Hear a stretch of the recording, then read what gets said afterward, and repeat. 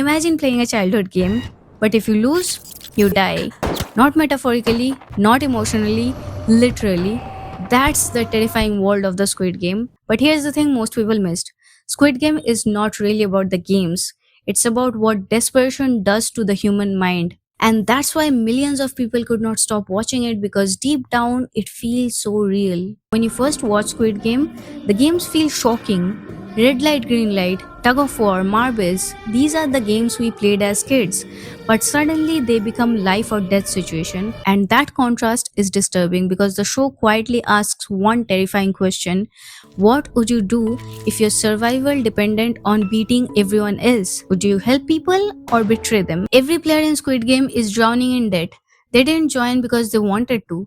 They joined because they felt like they had no other choice. That's where the show gets psychologically brutal because when humans feel trapped, their brains switch from morality mode to survival mode, empathy shrinks, fear grows, and suddenly people start making terrible decisions. The reason Squid Game became a global obsession is not the violence, it's the mirror it holds up to the society. The rich VIPs in the show treat human suffering like entertainment.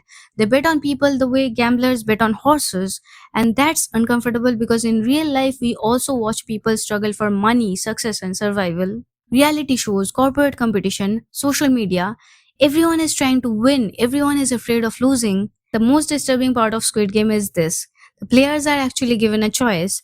They can vote to leave, and they do leave, but then most of them come back. Why? Because the outside world feels just as brutal as the game itself, and that's the real message of the show. Sometimes the system is so broken, people would rather gamble with death than live with hopelessness. So, yes, Squid Game is thrilling, it's shocking, it's violent, but beneath the games, the masks, and the giant piggy bank, it's really a story about human desperation, about what happens when survival becomes more important than kindness. And maybe that's why the show stayed in our heads long after it ended. Because the scariest thing about Squid Game is realizing it doesn't feel like fiction, it feels like a warning.